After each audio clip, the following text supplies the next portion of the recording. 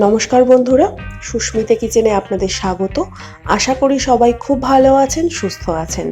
আজ আমি আপনাদের জন্য নিয়ে এসেছি পাঞ্জাবি স্টাইলে দহি ভিন্ডি।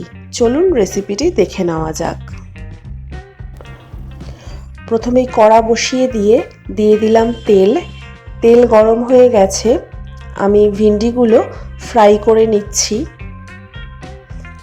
ভিন্ডিগুলো খুব বেশি ডিপ ফ্রাই করব না, একদমই হালকাভাবে ফ্রাই করে তুলে নেব।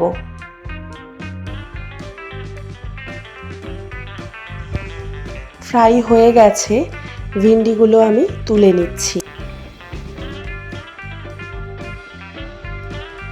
ওই একই কড়ায় দিয়ে দিলাম তেল, দিয়ে দিচ্ছি একটা এলাচ, গোটা জিরে, একটা তেজপাতা, কাসৌরি মেথি। সমস্ত মশলাগুলো একটু হালকাভাবে নেড়ে দিচ্ছি।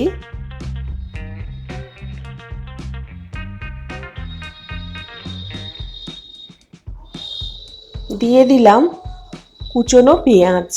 পেঁয়াজটাও আমি মশলার সাথে খুব ভালোভাবে ভেজে নিচ্ছি।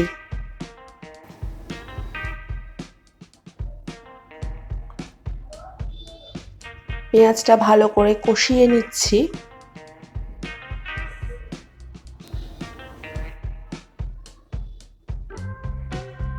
দিয়ে দিচ্ছি রসুন বাটা।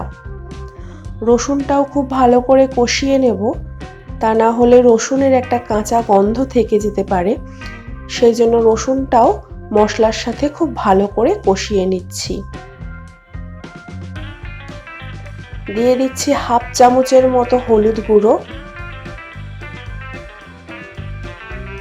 1 চামচ লঙ্কা গুঁড়ো। হলুদ লঙ্কাটাও খুব ভালোভাবে মশলার সাথে কষিয়ে নিচ্ছি।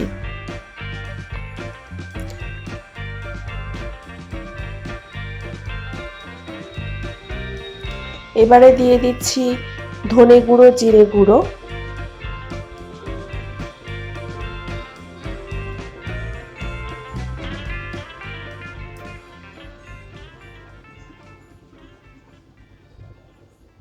মশলা কষাতে কষাতে খুব সুন্দর একটা স্মেল বেরিয়েছে, কিন্তু যদিও এই স্মেল আপনাদের আমি উপভোগ করাতে পারছি না ভিডিওর মাধ্যমে, কালারটা দেখেই আপনাদের সন্তুষ্ট থাকতে হবে।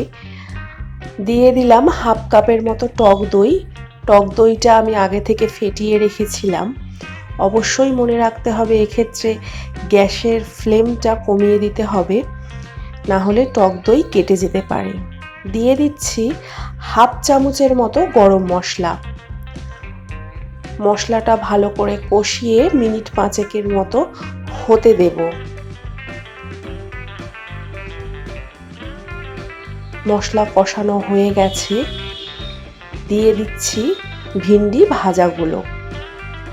এবারেও আমি ভিন্ডিটা মিনিট 10 একদম ফ্লেম কমিয়ে দিয়েছি। সামান্য একটু জল দিয়ে হতে দিচ্ছি মিনিট 10 জন্যে। মোটামুটি হয়ে এসেছে।